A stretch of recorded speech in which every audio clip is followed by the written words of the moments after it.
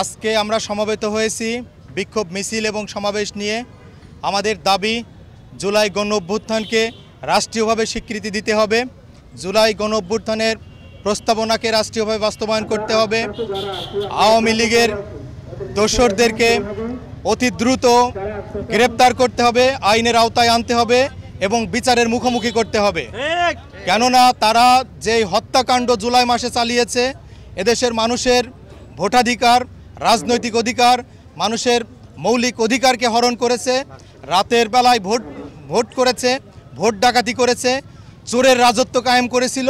এই মিথ্যা এবং প্রহসনমূলক যে সরকার গঠন করেছিল, আমরা অবিলম্বে তাদেরকে বিচারের মুখোমুখি করতে চাই এবং এটা শুধু আমাদের একার দাবি না, বাংলাদেশের 24 কোটি মানুষের দাবি।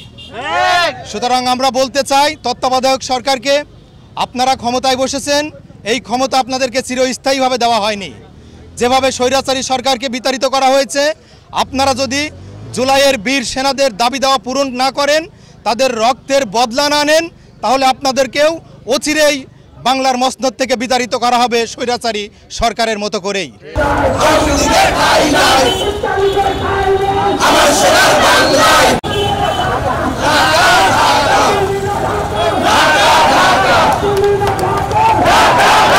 বিগত 17 বছর আওয়ামী ফ্যাসিস্টের যে রোষানলে পড়ে যে জুলুম নির্যাতন বাংলার মানুষ নির্যাতনের শিকার হয়েছে, তারই প্রেক্ষিতে আমরা যে জুলাই গণঅভ্যুত্থান হয়েছে, তারপরে যে শেখ হাসিনা ফ্যাসিস্ট হাসিনা যে বাংলাদেশ থেকে বিতাড়িত হয়েছে, কিন্তু তার দোসররা কিন্তু এখনও বাংলাদেশে এক্সিস্ট করতেছে। তো সেই জন্য আমাদের যে দাবি দেওয়া ছিল জুলাই গণঅভ্যুত্থানে যে আওয়ামী লীগকে অতি দ্রুত নিষিদ্ধ করতে হবে, কিন্তু এই অভ্যুত্থানের 8 মাস পেরিয়ে গেলেও এখনও এই ইন্টারিম গভর্নমেন্ট সেটা করতে ব্যর্থ হয়েছে।